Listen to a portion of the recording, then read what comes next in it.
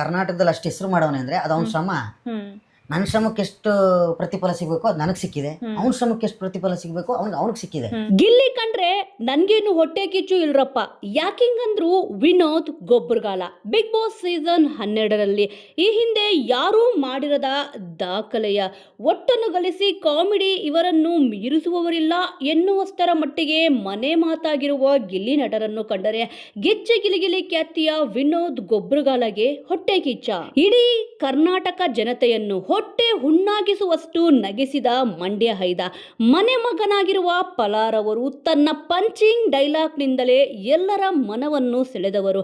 Big boss ಮನೆಯ big ಟ್ರೋಫಿಯನ್ನು ತನ್ನದಾಗಿಸಿಕೊಂಡಿರುವ ನಗುವಿನ ಸರದಾರ. ಇದೀಗ ಈತನನ್ನು ಕಂಡ್ರೆ ಗಿಚ್ಚೆ ಗಿಲಿಗಿಲಿ ಖ್ಯಾತಿಯ ವಿನೋದ್ ಗೊಬ್ಬರಗಾಲಗೆ ಹೊಟ್ಟೆ ಕಿಚ್ಚು ಎನ್ನುವ ಕಮೆಂಟ್ಸ್ ಸೋಷಿಯಲ್ ಮೀಡಿಯಾದಲ್ಲಿ ಹರಿದಾಡುತ್ತಿದೆ. ಇದರ ಬಗ್ಗೆ ಗೊಬ್ಬರಗಾಲ ಹೇಳಿದ್ದೇನು ಗೊತ್ತಾ? ಕಾಮಿಡಿಯಲ್ಲಿ ಇವರನ್ನು ಮೀರಿಸುವವರಿಲ್ಲ ಎನ್ನುವಷ್ಟರ ಮಟ್ಟಿಗೆ ಮನೆ ಮಾತಾಗಿರುವ ಗಿಲ್ಲಿ ನಟನನ್ನು ಕಂಡರೆ ಗಿಚ್ಚೆ ಗಿಲಿಗಿಲಿ ಖ್ಯಾತಿಯ ವಿನೋದ್ ಗೊಬ್ಬರಗಾಲಗೆ ಹೊಟ್ಟೆ ಕಿಚ್ಚ. ಹೀಗೊಂದು ಚರ್ಚೆ ಸೋಷಿಯಲ್ ಮೀಡಿಯಾದಲ್ಲಿ ಎದ್ದಿದ್ದು ವಿನೋದ್ ಗೊಬ್ಬರಗಾಲ ಇದಕ್ಕೆ ಪ್ರತಿಕ್ರಿಯಿಸಿದ್ದಾರೆ.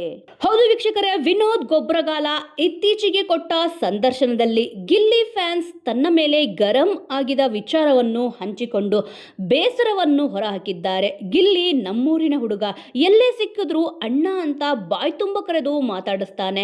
ನಮಗೆ ಅವನ ಯಶಸ್ಸು ಬೆಳವಣಿಗೆಯನ್ನು ನೋಡಿ ಖುಷಿ ಇದೆ ಹೊರತು ಹೊಟ್ಟೆ ಕಿಚ್ಚು ಇಲ್ಲ.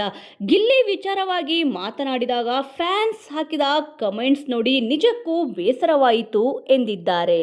ಗಿಲ್ಲಿ ನಮ್ಮೂರಿನ ಪಕ್ಕದ ಊರಿನ ಮನೆಯವನೇ, ಜೊತೆಯಲ್ಲಿ ನೋಡಿಕೊಂಡು ಬೆಳೆದವರು ನಾವು. ಯಾಕೆ ಈ ಥರ ಫ್ಯಾನ್ಸ್ ಸುಖ ಸುಮ್ಮನೆ ಮಾತಾಡುತ್ತಾರೆ, ನೆಗೆಟಿವ್ ಕಮೆಂಟ್ ಹಾಕ್ತಾರೆ ಗೊತ್ತಿಲ್ಲ ಅಂತ ಹೇಳಿದ್ದಾರೆ. ಅದೇನೇ ಇರಲಿ, ಗಿಲ್ಲಿ ಪಟ್ಟ ಶ್ರಮಕ್ಕೆ ಎಷ್ಟು ಗೆಲುವು ದಕ್ಕಬೇಕು ಅಷ್ಟು ಅವನಿಗೆ ದಕ್ಕಿದೆ.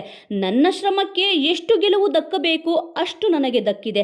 ಯಾರೇನೇ ಹೇಳಿದ್ರು ನಮ್ಮ ದೋಸ್ತಿ ಏನಂತ ನಮಗೆ ಗೊತ್ತು ಎಂದು ವಿನೋದ್ ಗೊಬ್ಬರಗಾಲ ಹೇಳಿದ್ದಾರೆ. ಅದೇನೇ ಹೇಳಿ, ಒಂದು ಕಮೆಂಟ್ನಿಂದ ಏನೆಲ್ಲ ಮನಸ್ತಾಪಗಳು ತೊಂದರೆಗಳು ಆಗಬಹುದೆಂಬ ಅರಿವಿಲ್ಲದೆಯೇ ಅಥವಾ ಅರಿತೇ ಹೀಗೆ ವ್ಯಂಗ್ಯ ಮಾಡುತ್ತಾರೋ ದೇವರೇ ಬಲ್ಲ.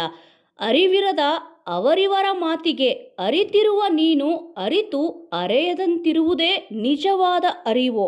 ನೀವೇನಂತೀರ ವೀಕ್ಷಕರೇ? ಈ ಒಂದು ವಿಚಾರದ ಬಗ್ಗೆ ನಿಮ್ಮ ಅನಿಸಿಕೆ ಅಭಿಪ್ರಾಯವನ್ನು ತಪ್ಪದೆ ಕಮೆಂಟ್ ಮೂಲಕ ತಿಳಿಸಿ. ಮುಂದಿನ ವಿಡಿಯೋದೊಂದಿಗೆ ಮತ್ತೆ ಸಿಗೋಣ.